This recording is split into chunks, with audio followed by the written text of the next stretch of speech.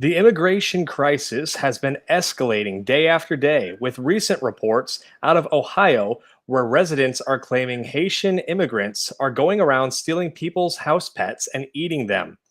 More shocking is a story from Knoxville, Tennessee, of a migrant up on murder charges after attacking a man with a pickaxe. All the while, some evangelical leaders are still foolishly encouraging evangelicals to embrace the open border as a form of evangelism. On this episode of Forge and Anvil, I'll be joined by Wesley Todd to discuss how Christians should respond to the immigration crisis. All this and more, so stick around. Welcome to Forge and Anvil, where we hammer out uncomfortable conversations to sharpen ourselves for the cultural, political, and spiritual war that we are living in. My name is Connor. I am host of this podcast. I am a husband, a father, and a follower of Christ Jesus, doing my best to represent him well wherever I go. Before I bring on my guest, I do want to quickly address a recent comment that I made a couple months back, really. I was on Renaissance of Men, his podcast, and I made a comment about being the most educated person in the room. I kind of made the comment flippantly. It was in the middle of a conversation. Long story short, a good brother of mine, who's one of my real life friends, not just my online friend, he came to me and he thought that was poorly worded and could be mistaken. And so I wanted to go ahead and correct the record because I think it's important that when we make a public error, we should make a public apology. So just to clarify for those who may have misunderstood my meaning due to my poor word choice, when I think I'm the most informed person in the room, I do not mean that I am the smartest person in the room or I'm the most informed on every subject.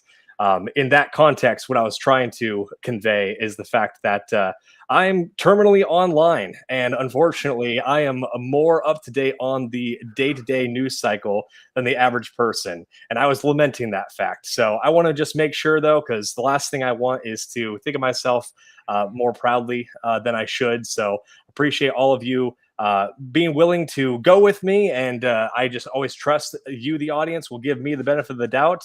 And likewise, I will do my best to have a good responsibility with actually making sure that I pick my words carefully. So that is it for my sort of apology to you. And that being said, let's go ahead and dive straight in. So as I mentioned in the cold opening, I am joined tonight by Wesley Todd. So Wesley, feel free to introduce yourself to the audience. Hey, Connor. Thanks for having me back on. Like you said, my name's Wesley Todd. Same thing, husband, father, doing my best to be a slave to Christ and to do his bidding. I live in Georgetown, Texas with my family. We attend Joel Webbin's church, Covenant Bible Church here in Georgetown. And sometimes you'll catch me on the live stream with Right Response Ministries. So second time, excited to be here and excited to discuss this topic. Awesome. Well, before we truly get started, feel free to go on over to forgeandanvil.substack.com. That is the home for this podcast. I put all the episodes there as they come out in podcast format. Feel free to like, share, and subscribe. It really does boost us in the algorithms. So feel free to follow me as well on X at Forge and A for additional content and updates on the show. All right, Wesley, well, let's dive straight in. So as you've seen, there have been a whole ton of reports about Haitian immigrants stealing people's house pets and frying up their cats on the barbecue and making a grand old time of it, specifically in Ohio.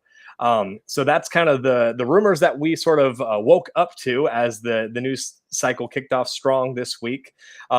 As details began to unfold, though, it does seem as though these individuals that were being reported in Ohio are actually here legally. But either way, there's about 20,000 migrants that have been dropped off to Springfield, Ohio.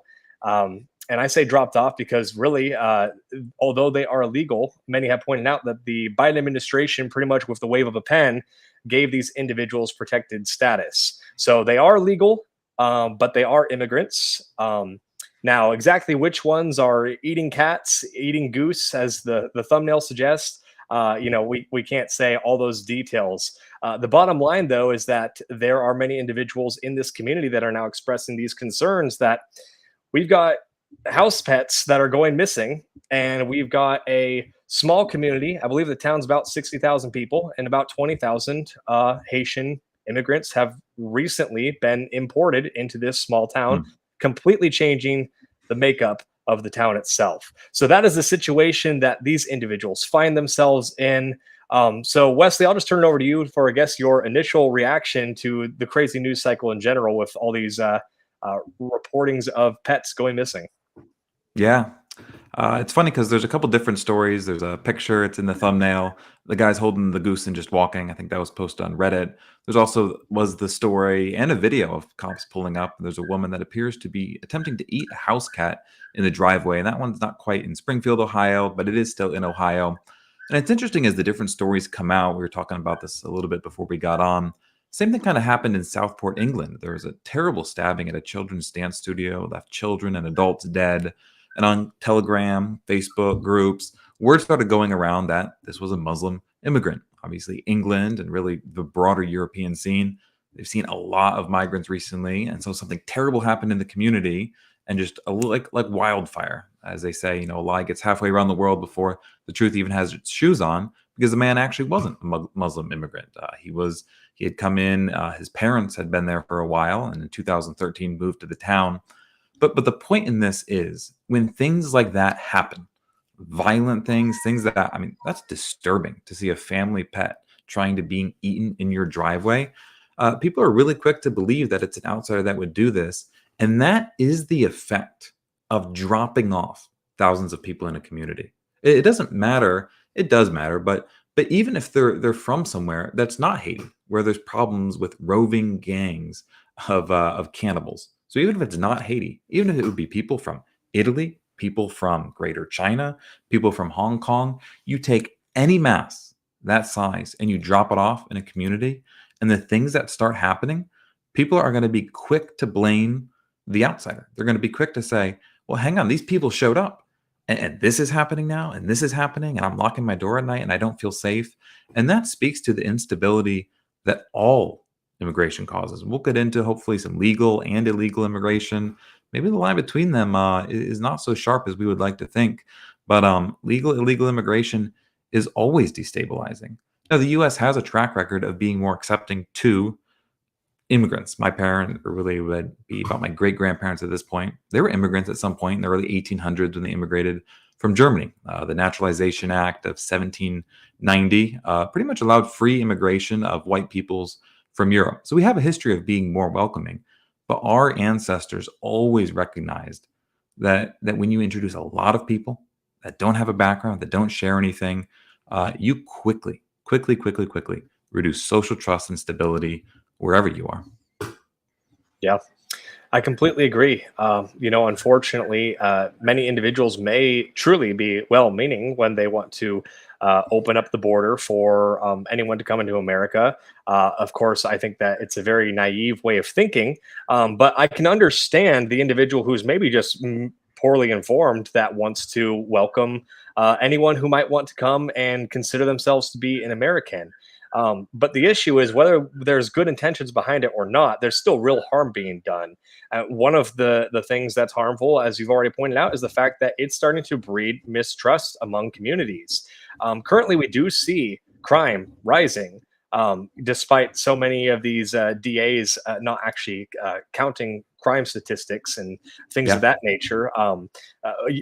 When they say that crime has fallen, you're asking us to not believe our lying eyes, because we can see all the time. As I mentioned, there was a story just recently, and maybe we'll pull it up and get a little bit more detailed with it. But there's a story out of Knoxville, Tennessee, very conservative state, where a illegal immigrant is now up on murder charges for attacking a man with a pickaxe. I mean, it's Hmm. absolutely ridiculous to see the type of consequences that are resulting from individuals being allowed to enter into into our country, excuse me, and not assimilating. It's like the DEI situation all over again. DEI might have good intentions behind it. I want to, steelman the thinking of these individuals. They truly might think that they're looking out for the oppressed when they Yeah. advocate for things like DEI. But all it ends up doing is it makes people truly have mistrust for other races. The moment you Hmm. give lower standards for one race over another, for job requirements, you're immediately going to look at that race and start to think to yourself, is this person here on merit, or are they here because they were part of a quota that the company needed to meet? So Yeah. really, DEI ends up creating more racism, whether intentional or not. It just ends up being the case. And similarly, open borders end up breeding distrust. We can't pretend that we can have these open borders and not see communities drastically change over the course of a few years of nonstop, third world countries pouring individuals into our cities, whether they were criminals or otherwise. We can get into that distinction a little bit as well. But either way, just to think that nothing's going to change from a demographic shift in such a drastic short term is just ridiculous. Yeah. I was spending some time. We were on vacation this summer with my grandmother. She's pretty young. She's in her 70s, so she would have grown up in the 60s and the 70s. And her descriptions of how safe life was, like this whole idea of a high trust society, like in some Northern European countries, they'll take their baby and the baby will be wrapped up. They'll just leave the stroller out front of the store while they go in and go shopping because they know everyone. My grandma, she was saying like she would just, if she wanted to go play in the playground, she would just go to the school. Nobody knew where she was. She didn't tell any adults. There were no cell phones.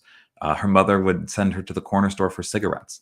The clerk there, oh, you're getting it for your mom? No problem at all. That took centuries to build a majorly Protestant European country that safe. Like this is not something that's just ubiquitous or very common in human history. Like, oh, this was a high trust society. And no, history is actually pretty brutal. And by God's grace, for a period of time, we actually had these communities that they were insular and people grew up and knew one another.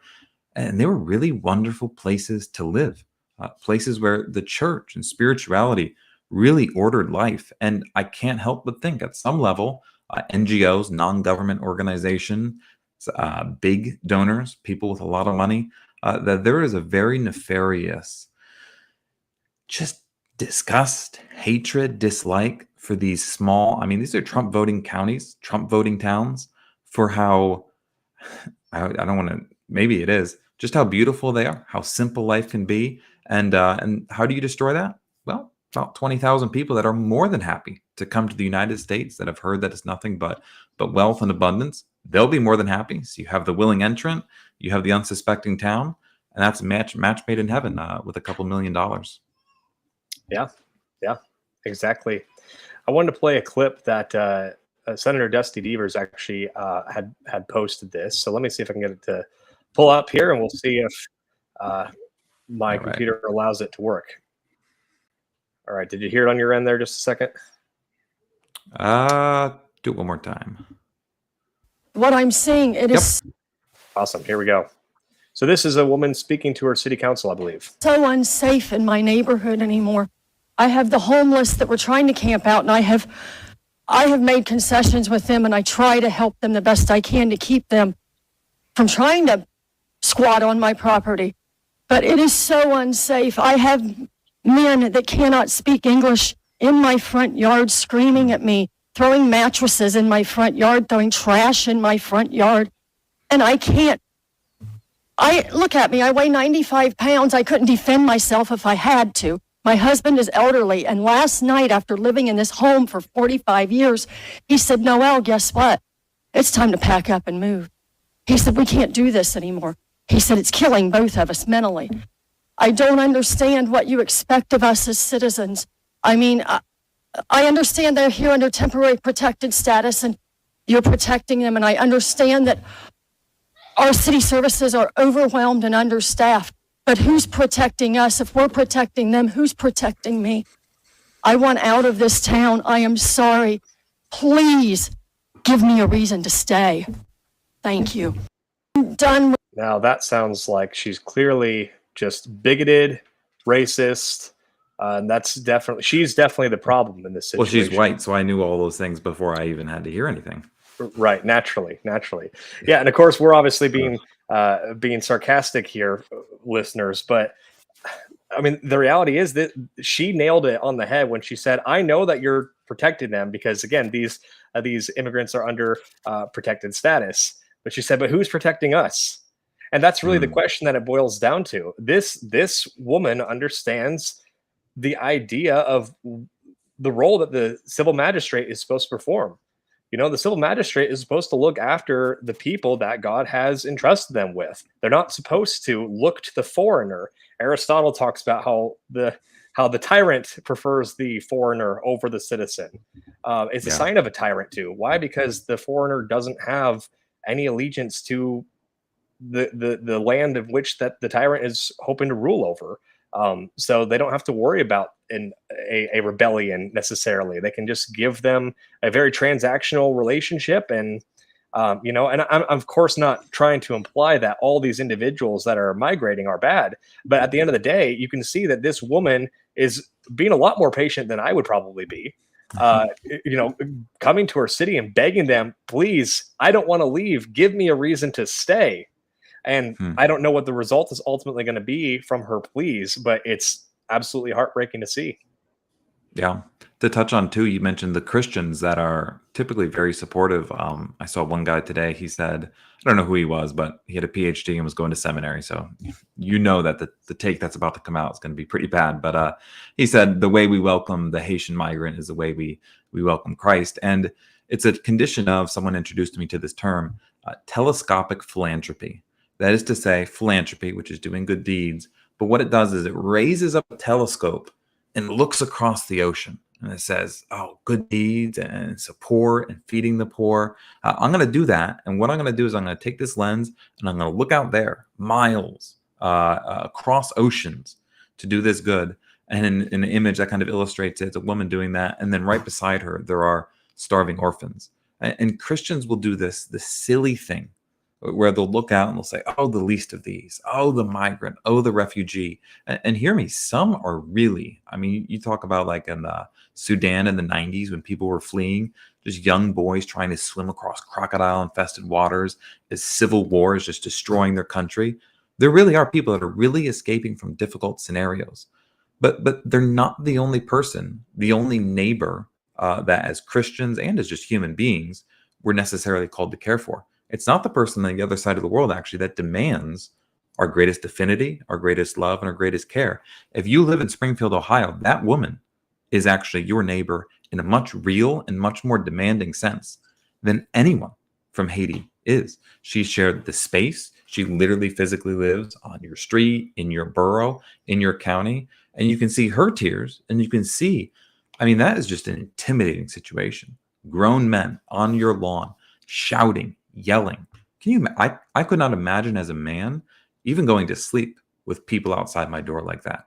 It's, as they're saying, it's destructive to their life. But so-called Christians shamefully will look out and they'll say, we've got to welcome them. To welcome them is to be like Christ. This is our Christian duty. And they'll hate, and that is what it is. They will hate their neighbor that lives down the street from them, that lives in their same county, the Christian that has shared their nation maybe for 100 years. They'll despise them. And the love they'll do, just one thing I want to mention, when you bring people in that don't know an area, a language, a way of life, you don't do them a favor. I was deployed in the Middle East, and I remember driving through Kuwait and Bahrain and just thinking, I would really not want to live here. Why? Because I don't know anything about it. I don't know what side of the road to drive on. I don't know the language. I don't know the habits. I don't like the food. It's disorienting.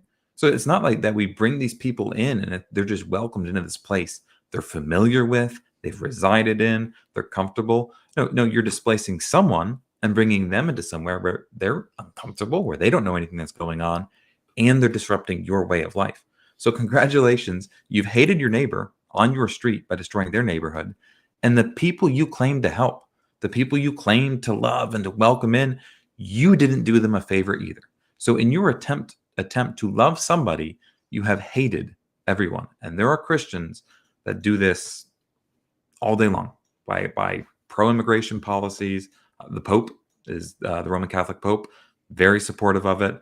And that is evil. Yeah, I tend to agree.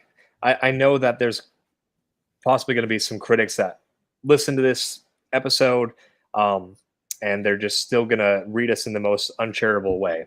But either way, I do want to kind of maybe touch on, just the fact that the Lord hates unjust scales.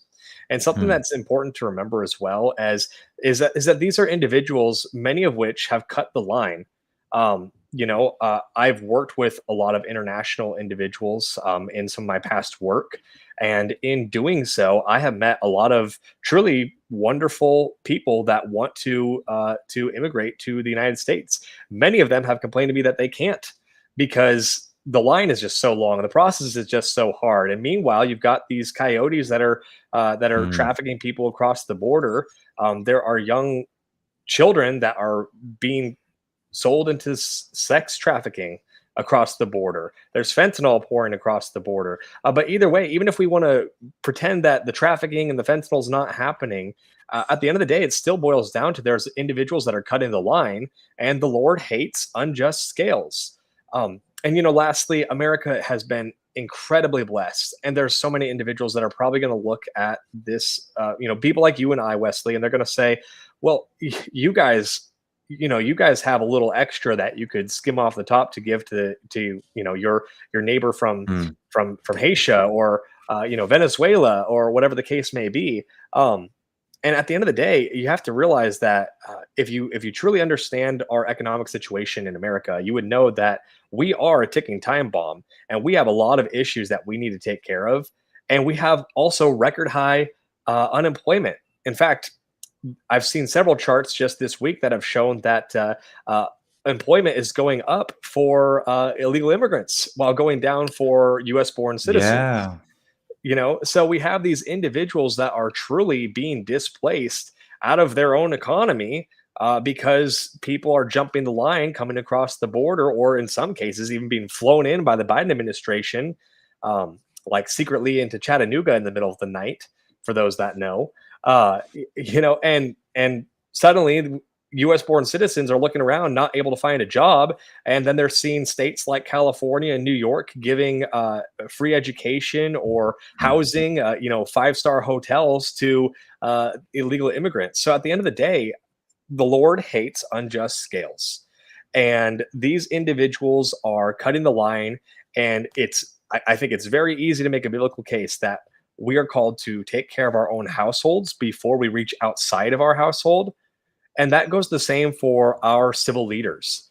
They should absolutely take care of Americans first, who are they responsible for. And then when our crime is at a manageable level, and when our economy is not about to collapse under the weight of fiat currency, we want to talk about reaching out and helping other countries at that point in time. Sure, let's have that discussion, but we are nowhere near that. So right now we have to feed our own children who are hungry before we feed the starving children outside of our family. That's just what it boils down to.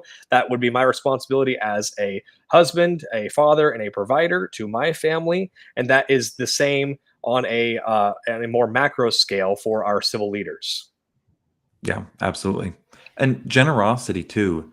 It's only generosity when you have the choice to do it. Like Proverbs does speak really highly of generosity to the poor and of caring. Like there's a real Christian category of charity, of giving, of hospitality, of emptying yourself for your brothers and sisters. It really speaks, Paul says in Galatians, as oft do good as often as you can, but especially or first to the household of faith. So we're prioritizing Christians, but let's say every single person in your church, well fed, well cared for, flourishing, you're going to go outside of that. That is a good thing. But here's the deal. If you're forced to do it at gunpoint, or you don't have a choice and your wallet's being taken from you, or people are dropped onto your city's infrastructure in the dead of night without you having a say in it, that goes from charity, hospitality, and actual virtue to something more akin to, much more akin to socialism and communism. What you actually do is you remove people from the ability to have charity, to welcome. I know many people, they've done foreign exchange students. So they've been Christians, maybe their children are out of the home, maybe they weren't able to have some, and they welcomed in foreign exchange students to stay in their home, to teach them about Christ and the Bible while they attended college, which is awesome. Like that's great. We're talking one person. We're talking a person that has done their duty to their family first. They have a home. They open it up. They reach someone with the good news of Jesus. Amen. 20,000 people just unloaded with no vetting, with no welcoming, and you having no say in it. It goes from a virtue to now fear, to exactly what this woman is experiencing. And I don't want to rob Christians. That's the beauty. Prosperity actually brings the ability to be virtuous and kind and welcoming. And we've spent, you probably saw the same figure. I mean, we're both terminally online. It was, I believe, 500 billion spent annually just on everything that illegal immigration costs us. It costs us on transportation. It costs us on crime. It costs us on logistics. It costs us on public support systems, all of these things. So we're now footing a $500 billion bill with our taxes that is increasing a deficit. It's going to cause your property taxes and your sales taxes to go up. You've now taken away the money that Christians could have given to charity because they have to pay taxes. You stripped them of the ability to do good deeds. And that's instead of what the civil magistrate should do, which is reward righteousness and punish wickedness, upholding the wicked, and then stripping you by taking your tax dollars, stripping you the ability to actually carry out some of the good that the Bible talks about. Yeah. Yeah, it's actually been proven that when Americans have more freed up money from less taxes, that they are more generous. That's actually been proven in multiple studies. I don't have any off the top of the head, but I'll just have the audience take my word for it and do your own research. I've seen them too, yeah. But I've seen several of those studies, and at the end of the day, your point about like exchange students and situations like that, the Bible calls us to take care of the sojourner. But the sojourner, I mean, that's a temporary status. It's not the squatter. It's not the temporary protected status. That's not actually temporary, because it never is. I mean, do you hear of individuals on temporary protected status that are truly here temporarily? That's not a thing. I'm sure there's some fringe examples that you can point to, but for the most part, again, I've worked with individuals in international settings, and usually temporary protective status is not temporary at all. So at the end of the day, the Bible does call us to take care of the sojourner. We also should evangelize these individuals. I just think that to pretend that the open border needs to remain in place the way it is, so that we have a chance to evangelize, I think that's just foolish. We can evangelize on mission trips. I mean, for crying out loud, we have so many other ways where we can do it on our terms in a way that is beneficial to our people.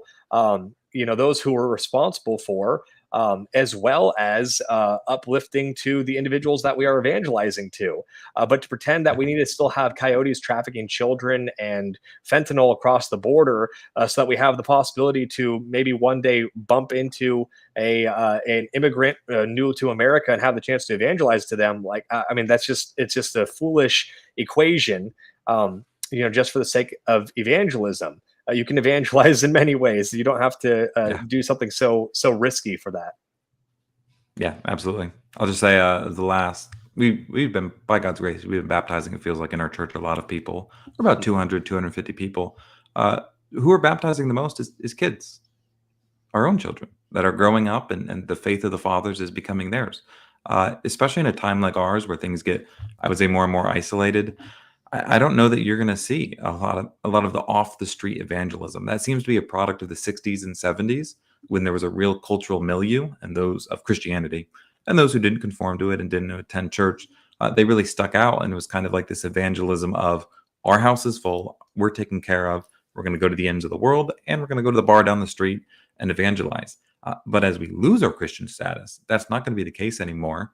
And the vast majority of baptisms and evangelicalism, well, it's probably going to be happening in your living room. That's just, I think, how the dynamic, I've seen it as I've witnessed. Probably 2016, more adult, more people getting familiar with the church, coming back to Christianity. But lately, it's just been big families that are having a lot of kids, as we, in some sense, hunker down and do our best to prepare what's coming economically. Like, this does not just work itself out. This is in Ohio. You're not going to vote yourself out of 20,000 Haitian migrants. We can talk about the will to do what's necessary, but that's what's coming up next. Yeah. Yeah. And of course, that doesn't mean that we give up on evangelizing those people and doing that type of street evangelism. But you're right. I think the fruit of it, we may see a decline as the culture continues to get more hostile to the Christian faith. And part of why it's getting more hostile is because we have individuals that are coming of completely different spiritual backgrounds. You're in Texas. I'm sure that you saw all the reports of the third largest statue in America now is some Hindu god. that was erected in Texas. So one of the largest monuments all across America is now a Hindu statue in the heart of Texas. So I'm sure you are very familiar with that situation, given it's your home state. But that's just going to happen. And I'm going to spring this on you a little bit, Wesley. But another common example that I see individuals who argue for the open border from a Christian standpoint they will use the example of Ruth and Naomi. Maybe talk a little bit about what was different in that situation compared to our current day situation. Yeah. We were having a guys night a couple weeks ago at our church. And we talked about like exactly that. Like, for example, and I'll get to Ruth and Naomi, but like in the Old Testament, you had rules for like Egyptians, but then like there was some, I think the Assyrians was one of them, and it was 10 generations that they couldn't even enter into the assembly. So there's different rules for these nations that surrounded Israel, who can come in, who can't, who can come into the assembly. And some of it's based on the history. But if you were to pan that out, could you do the same thing with the United States? And I kind of argued, actually, we're so big. Like you look at Israel, they're probably about the size of Rhode Island or New Jersey. What surrounds them is not the equivalent of the United States to Russia, or the United States to Mexico and South America. That would be closer to the equivalent of, say, you're in Rhode Island, you're ancient Israel. That would be the equivalent of saying right there in Connecticut, like, hey, if someone from Connecticut comes over, it's 3 generations so they can share in the assembly.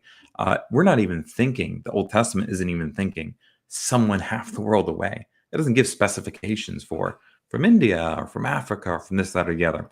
So for one, the groups that immigrated to Israel, like Ruth and Naomi, these were people that were geographically, proximately close. They lived in the same climate. They likely shared a very similar diet.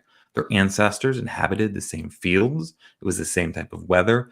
They shared a lot, is the point. That's what you need for a functioning society is people have to share something. They have to share a religion. They have to share a history. They have to share a background. They have to share values. They have to share a calendar. They have to share a language. People need to share things. And so in the case of Israel, you've got Ruth and Naomi. And so they're able to immigrate. They're able to come in. But what is it that Ruth says to Naomi? She's coming back. She's bitter because she's lost both of her sons. She says, when Ruth says she'll join her, she says, I'm going with you, Naomi, and your people will be my people, and your God will be my God. What Ruth says is, I'm going to leave behind the habits, the customs, the religion. I mean, nothing, especially, well, nothing for any individual, but like religion is who you are. It's what you worship. It orients your work, your labor. Ruth says, I'm leaving behind my religion. I'm leaving behind my people, those who I came from, and your God will be my God, and your people will be my people. As in, I want to come into Israel, and I want to share in the blessing that it has, and I want to be your good daughter-in-law. And in so doing, I'm going to leave behind everything I'm coming from, and I'm going to do everything I can to assimilate. And that is the model immigrant, the model Christian that for some reason or another seeks to come to another land. Like I mentioned, my great-grandfather who came from Germany, I don't know the attitude, the mechanism, everything that went into it, but my hope would be, and what I would strive to do if I was somehow there in that situation, America is now going to be my people. The flag that's going to fly is not the German flag or the Austrian flag. I'm not going to kind of hold on to that. No, I'm going to fly an American flag. And I'm going to speak English in my home. And I'm going to celebrate not this Independence Day or that Independence Day. I'm going to celebrate July 4th because I want to, Paul talks about a peaceful and quiet life. Well, that's achieved by sharing, by trust, by the gospel, most certainly. And anyone who then wants to pursue Paul's commands, they're going to have to assimilate. They're going to have to leave behind, if they're coming from another country, leave behind what was there and assimilate and contribute to the commodiousness of the country that they're entering. Yeah, exactly. And we have a prime example in the case of Congresswoman Ilhan Omar. Prime example of someone that is in America that has intentionally not assimilated. She lives in Minnesota, if I'm not mistaken, and Minnesota has recently changed their state flag to resemble something much closer to Somalia. And she's part of a community of Somali immigrants And I believe it was the prime minister of Somalia was talking to her fairly recently and basically saying she is our voice in Congress. And it's just ridiculous to see a congresswoman actively pledging to Somalia. I believe that she pledged something really similar back in response. Um, you Mm. know, um, to see individuals living in America and actively saying, "Yeah, I'm in U.S. Congress to represent Somali or any country, Yeah. imaginary country, make one up." Just think of the scenario in general. I mean, that principle, there's no consistency with that. You can't pretend to be a representative of U.S. citizens while doing everything you can to elevate a country that is full of non-U.S. citizens. It doesn't make sense in the slightest. So these individuals, when we say that we want those individuals to go back, I mean, honestly, what we're asking for is does your allegiance lie?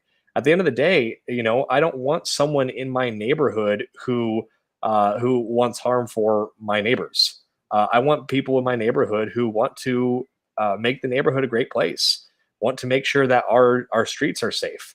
I don't want to entertain individuals that mean us harm. Pray for those individuals, evangelize to those individuals, but don't pretend that you have to put yourself in potentially dangerous situations, in order to accommodate the sojourner. Because to your point, uh, in the situation of Ruth and Naomi, that was an individual intentionally declaring an allegiance to the God of Israel and forsaking all others. Yeah. I think of even just the Good Samaritan, like and say someone showed up my doorstep with a gunshot wound. I would not say, "Oh, this person doesn't speak my language. This person doesn't this."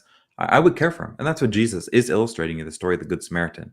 But check this out: He does not bring him into His home for 80 years to Mm. live with him.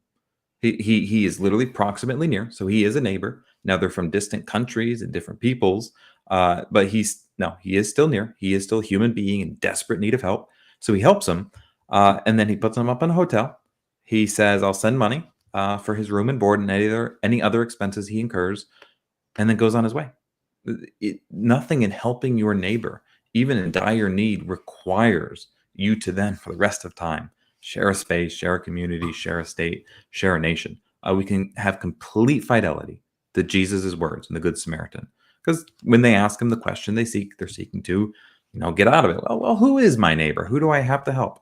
But there are multiple tiers of neighbor. Your kid, your children, your wife, closest neighbors. Paul talks about he who does not provide for his own, worse than an infidel.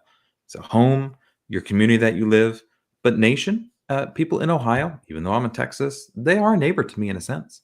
They've lived in this land. We share laws. And then someone who could be dropped off from Somalia, direct flight right to my doorstep in need of help. He is a proximate neighbor. So we can think in these categories. We can speak of different tiers of neighbor, different duties to them. But again, none of that requires that person that came to my doorstep that I maybe help in dire need requires me then put them up in my home, put them up here in Georgetown, Texas. None of that is required to be biblically faithful and obedient. Yeah, exactly. And I know we've kind of harped on this pretty much our whole episode, but I think it's really important that we focus on this because we are in an election year. And I think that there's so many individuals who are in leadership roles within the church, whether that be, a news outlet like Christianity Today, or whether that be individuals like Russell Moore, David French, whoever, name your leader. There are individuals that are trying to bind people's conscience for how they should advocate for open border policies. Even if they don't word it that way, that's essentially what they're advocating for. And so I think it's really important to have these discussions, even if we're having them on repeat for the next several months, because there are so many Christians that I think are having an internal struggle where their consciences are becoming affected by these individuals that are telling them, you're not a true Christian if you don't blank.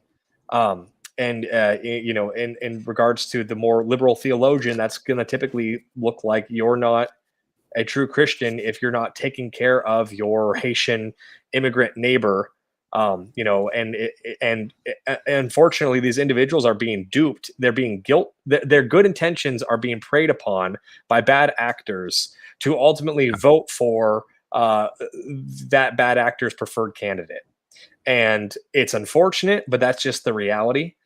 So I think that these conversations need to be had, and they need to be blasted on repeat, so that hopefully someone who's struggling and stressing internally can have a conversation like this and realize, like, you can be freed up from having your conscience binded towards voting Kamala Harris, or or abstaining your vote, whatever the situation may be. And I think anyone who tells you otherwise, I think that they are they're trying to prey off of your good intentions. Yeah, absolutely.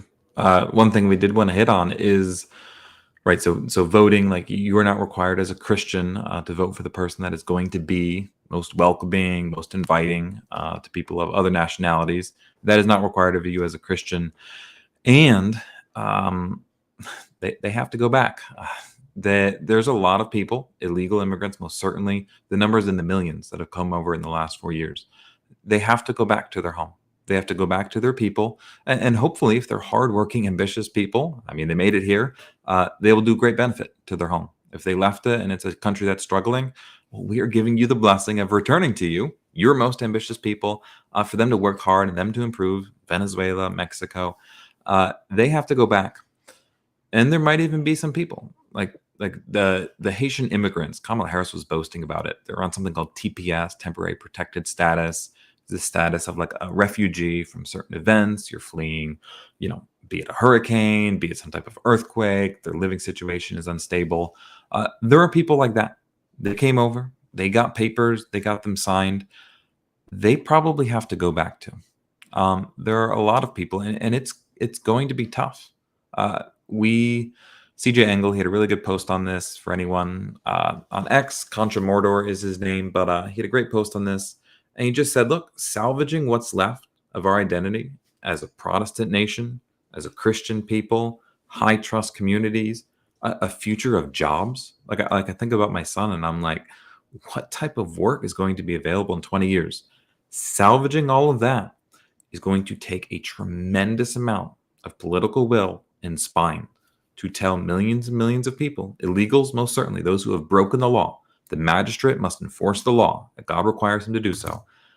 But not just people necessarily that have come over illegally, but even those who came under false programs and auspices of this, like some of those that are not compatible, they're going to have to go back to. And I can see the ERLC now preparing a news memo. I can see the pearl clutching, like, but these people, but they came over and we promised them. I'm sorry, like they have to go back because. Not because we hate them, not because we have hate in our heart that I just lay in bed at night and I'm like, this makes me so mad. Although it does make me mad to see an old woman displaced from a home she's lived in 45 years. Right. But it's not hate for a group of people. I don't carry hate for Haiti, hate for Somalia. What I do have is love for my son. Paul talks about a category in Romans without natural affection, that it's sinners and it's wicked people that are without natural affection for their family, for their nation, for their people around them. And because I love them, and because hopefully all of us as Christians, just as good men, we love our families and we love what we've built here, we're going to have to do the hard work of telling a lot of people, here's a ticket, and you're going to get on that plane, and you have to go back. And we pray God, by God's grace, we see Christianity come to your country, and your country is as prosperous as America is. Well, not in 2024, but your country is as prosperous as we were in the 80s or the 90s. But I'm sorry. I'm not going to destroy our future, because if our future is destroyed, those people that we invited in, they've left nothing. They haven't won. They've left a terrible place just to come to somewhere that's going to be a terrible place in 20 years. And so the Christian's conscience, like you said, it's not bound to vote for someone that is going to be the most welcoming, and your conscience is not bound to just, they're here, there's nothing we can do about it. No, the law has to be obeyed, and the civil magistrate can and should enforce that law for love of his people. Yeah, I completely agree. I think that'll be a good place for us to wrap it for tonight. But yeah, Wesley, where can people go to keep up with you and everything that you're doing? You can find me at 1689er on Twitter. So that's just 1689ER on or X Twitter. And then, Wednesday's live stream with Right Response Ministries. Awesome. Well, thank you, listener. We appreciate you tuning in. Feel free to go on over to our Substack, forgeandanvil.substack.com. Check it out. You can put in your email for free and get everything sent to your email as they become available on podcast format. And if you want to throw a tip in the jar, you can do that as well. And usually I pre-record an extra episode that I release early for those individuals who feel inclined to support us in that way. So appreciate all you listeners, and we'll see you next time.